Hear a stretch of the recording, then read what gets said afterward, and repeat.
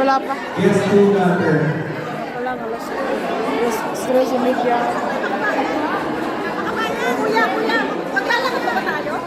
Oh. Maglalakad pa ba?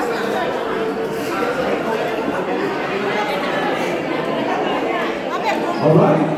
Meron po tayo para na ayaw. Representing yung mga katipunin po natin.